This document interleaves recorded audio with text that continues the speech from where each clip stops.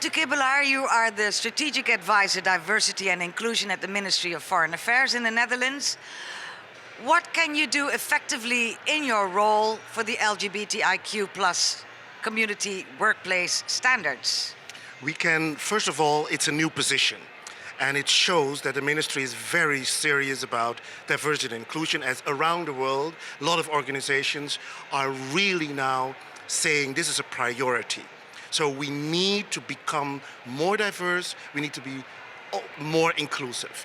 In my role, I ask specifically for the LGBT community to be safe, for our colleagues to feel that they can be themselves at the ministry, but also around the world. So we are advising the ministry, together with my colleague, on how to create better circumstances, better conditions. And it starts with the conversation with our out there LGBTI plus network in the ministry. We have continuous conversations. What are the priorities? What are the needs? And what do we have to do better? It's new. It is a bold statement to say we need to pay more attention. So we are just, last year we started, but it shows, and it shows of course, that we stand on the shoulders of many other very courageous colleagues who have said we need more attention and we need a more inclusive workplace. Unfortunately, around the world, there are still countries where this really is not on the agenda. How can you, within your function, reach out to those places and, without telling them what to do, still get stuff done?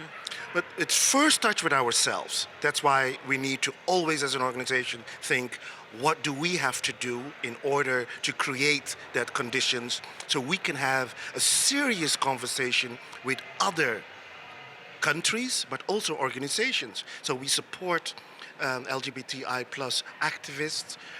We have an agenda, of course, in which the Netherlands is very active in the human rights field in asking protection for and open the space. So whether it is in a diplomatic way, missions, embassies, consulates can invite people to come, listen to what they need, have the conversation of how we can support people. We even support people to come to the Netherlands, but we also have to listen to what they have done in order to create the conditions. And we, in that, I would say, conversation, we can try to improve the condition for LGBTI plus people around the world. It always starts with listening, and it's always about how to create that space for that conversation. So it's a slow process. Are you making waves? Are we definitely?